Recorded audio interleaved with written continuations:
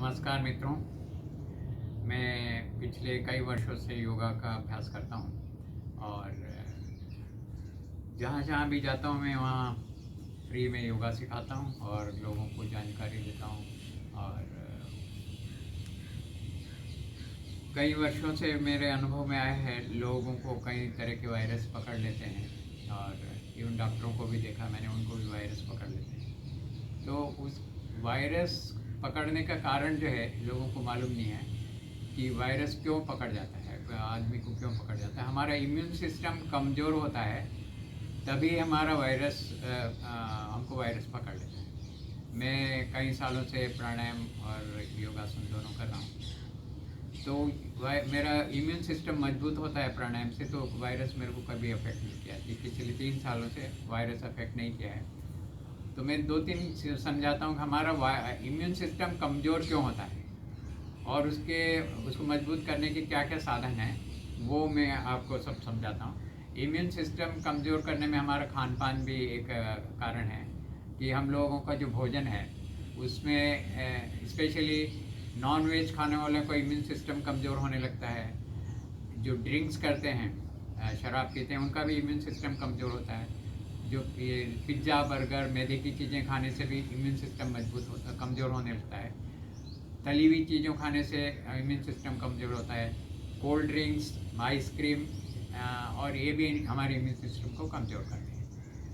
तली हुई चीज़ों से बचना है, नॉन वेज से बचना है, पिज़्ज़ा बर्गर से बचना है। ये सारे हमारे इम्यून सिस्टम को कमज़ोर करने वाले हैं। और इम्यून सिस्टम को मजबूत करने वाले जो फल है, भोजन है, उसमें हम ज़्यादा से ज़्यादा फल खाएंगे, ज़्यादा से ज़्यादा सब्जियाँ खाएंगे, हरी सब्जियाँ, सलाद, ये ज़्यादा हमारे इम्यून सिस्टम को मजबूत करते हैं। इवन गेहूं की रोटी के बजाय अगर हम ज्वार की रोटी खाएंगे तो वो हमारा इम्यून सिस्टम को इम्प्रूव करेगी। हम जो गेहूं की रोटी खाने से हमारा कॉन्स्टिपेशन होता है, क्योंकि आजकल जो आटा मिल रहा है बिल्कुल मैदे जैसा होता है।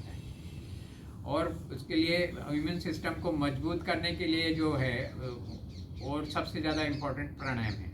हम प्राणायाम में बहुत इजी प्राणायाम है और बहुत सरल है। 2-3 मिनट का प्राणायाम है, वो अगर मैं किसी अगली सीरीज़ में बताऊंगा कि किस तरह से हमारा इम्यून सिस्टम प्राणायाम से मजबूत हो सकता है। 2 प्राणायाम है, उनका नाम मैं अभी बता देता हूँ। एक तो डीकार्बोनाइजिंग ऑफ लंग्स, जिसमें हमारी जो कार्बन डाइऑक्साइड ज़्यादा से ज़्यादा बाहर निकलती है और उस ज़्यादा से ज़्यादा ऑक्सीजन के लिए स्पेस बनती है, तो उससे हमको ज़्यादा से ज़्यादा ऑक्सीजन मिलना शुरू होती है। और दूसरा प्राणायाम है भस्त्रिका प्राणायाम, जिसमें हम डॉक्टर लोग उसको बोलते हैं डीप ब्रीदिंग, लेकिन वो सिखाते नहीं हम लोगों को। तो हमको पूरा सांस निकालना है और पूरा लेना है। हमें अगले इसमें लिंक में लगाएंगे कि किस तरह से हमको पूरा लंबा सांस लेना है, पूरा लंबा निकालना है, ताकि लंग्स हमारे हर बार एक्सपांड हो प्राणायाम करते टाइम। तो इस तरह से हमको इम्यून सिस्टम मजबूत रहेंगे। हमको कोरोना से भी डरने की ज़रूरत नहीं है। आजकल जो डर बना हुआ है कोरोना का, तो बिल्कुल डरना नहीं है कोरोना से, लेकिन हमको साथ साथ खान पान बिल्कुल सही रखना है और प्राणायाम रोज करना। 5 मिनट में दोनों तीनों प्राणायाम हो जाएंगे। आपको ज़्यादा टाइम डिवोट करना ही नहीं है। ज़्यादा टाइम आपको डिवोट करना है। फल सब्जी खाएं, फल खाएं, सवेरे ब्रेकफास्ट में फल खाएं, फिर दोपहर शाम को सब्जी सलाद खाएं पहले, फिर सब्जी रोटी खाएं।